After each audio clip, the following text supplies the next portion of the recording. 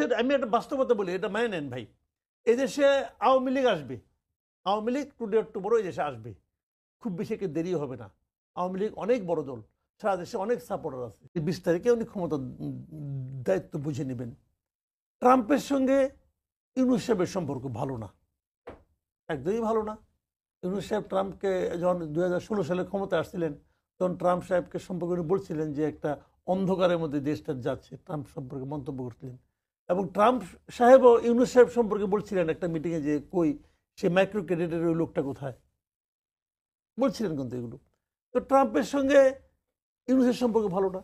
ট্রাম্পের সঙ্গে মোদির সম্পর্ক খুব ভালো, তারা পরস্পরকে বন্ধু ছাড়া কথাই বলে না, বুঝলেন এই বিষয়গুলো কিন্তু। এবং ট্রাম্পের একটা ফর্মুলা আছে, সেটা স্লোগানিতা, সে বলেছে যে আমেরিকা ফার্স্ট, মানে আমি আগে আমেরিকার কথা ভাববো, পরে অন্যের কথা ভাববো। কাজেই এই বাইডেন গভর্নমেন্ট যেভাবে সারা দুনিয়াতে মরুলিপনা করছে, এই মরুলিপনার ব্যাপারে ট্রাম্পের কোনো আগ্রহ নেই। সে কি করবে, সে বিভিন্ন জায়গায় যেখানে যেখানে সে মরুলিপনা করতো সেই সমস্ত জায়গায় সে একটা করে ইজারাদার বসাবে। তোমাকে বানাইলাম ইজারাদার, তুমি এখানে কাজকাম করো, করে আমাকে যা আনাইও। তো এই রিজিয়নে ট্রাম্পের ইজারাদার হবেন মোদী সরকার। ভারতের চশমায় ট্রাম্প এখন থেকে বাংলাদেশকে দেখবে, এইটা মোদি মনে করে অথবা ইন্ডিয়া মনে করে, যে কারণে ইন্ডিয়া এখন থেকে এসে একটা গ্রাউন্ড ক্রিয়েট করতেছে যে 20 তারিখের ক্ষমতায় বসুক, তারপরে তো আমি যা বলবো তাই হবে। যেমন গত নির্বাচনের সময় কিন্তু এই বাংলাদেশি ইলেকশন নিয়ে কিন্তু আমেরিকার সঙ্গে কিন্তু ইন্ডিয়া একটা মোটামুটি বিরোধী হয়ে গেছে। তারপরে আমেরিকা কি করবে, কোনো মতে শুনে নিছে মুখে মুখে, বাস্তবে শুনে নাই, পরে তো অন্য ঘটনা আমরা দেখলাম। তো এখানে কিন্তু তা হবে না। এখন এই জন্যই একটা সে অবকাঠামো আগে তৈরি করতেছে, একটা আবহাওয়া তৈরি করতেছে, করে নিয়ে তারা এটা চালাবে।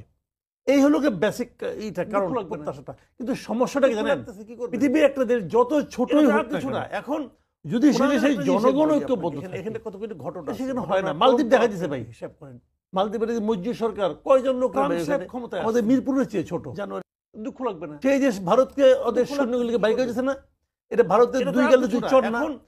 ওনাদের একটা জিনিস বলি আপনাকে, এখানে মসজিদ কি কিছুই হয় না, ঘটনার পরম্পরা। এখানে আমাদের দেশের জনগণ যদি ঐক্যবদ্ধ থাকে, ট্রাম্প সাহেব এই সমস্ত করে ভাই কোনো লাভ হবে না। শেখ হাসিনা আনতে চান, শেখ হাসিনাও দেখলাম ফোনে বলতেছে যে চট করে নাকি ঢুকে, চট করে ঢুকে নাকি। ওনাদের একটা জিনিস বলি আপনাকে, এখানে চট করে ঢুকুক না, ঘটনার পরম্পরা আপনি ভাই এদেশের মানুষ শুনেন, শেখ হাসিনারে কিন্তু এদেশের মানুষ তারাইছে, দুঃখ লাগবে না, কোনো কিন্তু হয় নাই, এটা তো আপনি কি করছে এখন করে নাই। এদেশের মানুষ যারা তাকে তারাইছে তাদের হাতে কি ছিল, অস্ত্র ছিল, অস্ত্র ওনার কাছে ছিল। ট্রাম্প সাহেব ক্ষমতায় আসছে, এটা বাস্তবতা বুঝতে হবে, দুঃখ লাগবে না। যে এরকম একটা মানসিকতা যেখানে আছে মানুষের মধ্যে, সেখানে এসে বসায় দেয় একটা জিনিস বলি, লাভ হবে না ভাই। এদেশের আমি একটা বাস্তবতা বলি, এটা মেনে নেন ভাই। এদেশে আওয়ামী লীগ আসবে, আওয়ামী লীগ টুডে টুমোরো এই দেশে আসবে, খুব বেশি একটা দেরি হবে না। আওয়ামী লীগ অনেক বড় দল, সারা দেশে অনেক সাপোর্টার আছে। কিন্তু নিশ্চিত থাকেন শেখ হাসিনা আসবে না, শেখ হাসিনার পরিবারের কেউ আসবে না, শেখ পরিবারের কেউ আসবে না এই দেশে। আওয়ামী লীগের যারা মন্ত্রী ছিল তারা কেউ পুনর্বাসিত হবে না এই দেশে, দেশের মানুষ তাদেরকে মেনে নেবে না। এটা হলো আমার অনুভূতি থেকে আমি বলতেছি। আওয়ামী লীগ আসবে, আওয়ামী লীগ অনেক বড় দল, অনেক সমর্থক আছে। আওয়ামী লীগের অনেক লোককে আমি চিনি যারা নাকি শেখ হাসিনার এই শাসনকে পছন্দ করতো না। আপনি একটা জিনিস খুব সুন্দর করে খেয়াল করবেন, এই ধরনের অপপ্রচার কিন্তু বেশি হচ্ছে পশ্চিমবঙ্গের বিভিন্ন মিডিয়াতে।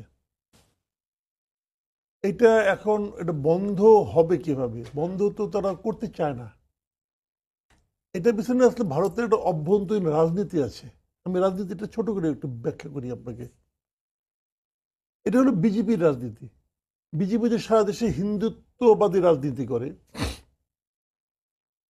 যে কোনো কারণেই হোক তারা পশ্চিমবঙ্গে অনেকদিন ধরে পা রাখতে পারছে না। একবার এর আগের যে নির্বাচনটা 2019-এর যে নির্বাচনটা হলো, সেই নির্বাচনে মানে লোকসভা নির্বাচনে তারা কিছু আসন পেয়েছিল, প্রায় 18টার মতো আসন পেয়েছিল। এটা পেয়ে তারা ভেবেছিল আমরা বোধহয় সামনে দিয়ে খুব ভালো করব। 2021 বিধানসভা নির্বাচনে তারা কিন্তু একদম পুরা একদম ধসে গেছে। তারা ইচ্ছা ছিল, তাদের ধারণা ছিল তারা সরকার গঠন করবে, পারেনি এবং কখনোই তারা পারছে না। আর না পারার কারণটা কি? না পারার মূল কারণটা হলো পশ্চিমবঙ্গে প্রায় 27% মতো মুসলিম ভোটার। 27 মোট ভোটারের 27% মুসলিম, বাকি থাকে কত? 73%। এই 73 হলো হিন্দু ভোটার। এই ভোটটা বিজেপি এই রাজনীতি কিন্তু করে, সব জায়গায় তারা কিন্তু মুসলিম ভোটারকে বাদ রাখে, হিন্দু ভোটারদের মধ্যে তারা একত্রিত করে তারা ভোটটা পায়। কিন্তু পশ্চিমবঙ্গে তারা সেটা পারছে না। এখানে হিন্দু ভোটগুলো 3 ভাগে ভাগ হয়ে যাচ্ছে, 3 ভাগ 4 ভাগে। কিছু পাচ্ছে আপনার বামফ্রন্ট, কিছু কংগ্রেস, কিছু তৃণমূল এবং কিছু তারা তারা বেশি পাচ্ছে। কিন্তু ওই 27 তো পেয়ে যায় তৃণমূল একা। ওই 27 আর এগুলি যোগ করলে তৃণমূল বারবার খেলে জিতে যায়। তো এখন ওদের ভোট হলো কি, যে আমি যদি পশ্চিমবঙ্গের হিন্দুদের মধ্যে একটা সাম্প্রদায়িক একটা ভীতি তৈরি করতে পারি। আবার পশ্চিমবঙ্গের হিন্দুর সঙ্গে কিন্তু আমাদের দেশের হিন্দুর একটা খুব আত্মিক সম্পর্ক আছে, মানে হয়তো একই ফ্যামিলির, কেউ এখানে কেউ এখানে। তো তোমার আত্মীয় ওখানে মার খাচ্ছে, এটা শুনলে যদি এরা যদি ক্ষিপ্ত হয়ে যায় এবং এরা যদি মনে করেন একত্রিত হয়, এই প্রত্যাশায় তারা কিন্তু এটা ইচ্ছাকৃতভাবে চালাচ্ছে। তারা চালাচ্ছে কোন দলগুলি চালাচ্ছে দেখেন আপনি, কোন মিডিয়াগুলি চালাচ্ছে। যেমন রিপাবলিক বাংলা, এটা তো গদি মিডিয়া, সবাই জানে, অর্ণব গোস্বামীর মিডিয়া, এটা সবাই জানে, এটা বিজেপির মিডিয়া। তো এখন এরকম কিন্তু বেসিক্যালি এটি হলো মূল কাজটা। তারা আগামীতে 2026-এ ওখানে বিধানসভা নির্বাচন আছে, সেই নির্বাচনে বিজেপি জিততে চায় এবং এই আশায় তারা এখন থেকে এই হিন্দুত্ববাদী যে চিন্তাটা, যে হুজুগটা, সেটা তারা একত্রিত করার চেষ্টা করছে। This is the main cause. কাজেই বিজেপি তো ভাই আপনার স্বার্থ বুঝবে না, আমার স্বার্থ বুঝবে না, সে বুঝবে পশ্চিমবঙ্গে আমাকে জিততে হবে। এবং এই জন্য এই পর্যায়ে এক পর্যায়ে এসে মমতা বন্দ্যোপাধ্যায় দেখছে, আরে হিন্দুদের তো একত্রিত করে দিচ্ছে, তবে আমিও নামি এই কম্পিটিশনে। সেও বলা শুরু করছে, বুঝে হোক না বুঝে হোক, তার মতো করে সে বলতেছে যে বাংলাদেশে শান্তিরক্ষা বাহিনী পাঠাও। সিম্পল ঘটনা, সিম্পল। আপনি ওই রিপোর্টগুলো আপনি পড়ে দেখবেন, হিন্দুদের শাখা সুদর নিয়ে যাচ্ছে অমুক তমুক, কোথায়? কোনো জায়গায় কিন্তু কোনো সোর্স নাই, একটা ঘটনা নাই। আজগবি কিছু জিনিসপত্র বানায় বানায় বানায় যা ইচ্ছা তাই বলে। ওই দিন একটা রিপোর্ট দেখলাম আপনার আসামের একটা টিভি, আসাম লাইভ 24 নামে একটা টিভি। সেখানে লেখা হয়েছে মানে বলা হচ্ছে যে ঢাকা শহরে হিন্দুদের মৃতদেহে ভরে গেছে। আমি মনে মনে চিন্তা করলাম, এটা কোন ঢাকা শহর? সেই ঢাকা শহরে কি আমি থাকি? যদি থাকি তাহলে হিন্দু মৃত্যু ভরে গেছে কোথায়? আমি তো একটাও দেখতেছি না। তো এদের তো কারো কাছে জবাবদিহি করতে হয় না, কোনো জবাবদিহিতা তো নাই, বলে চলে যাচ্ছে। আবার আপনি ইন্ডিয়ার কোনো বড় সাংবাদিক কয়েকদিন আগে দেখলাম, দিল্লি প্রেস ক্লাবের সভাপতিকে প্রশ্ন করছে, কি লাহিরি যেন নামটা ভুলে গেলাম আমি। তো উনি বলতেছে যে এই সমস্ত মিডিয়াকে আপনার পাত্তা দেন কেন?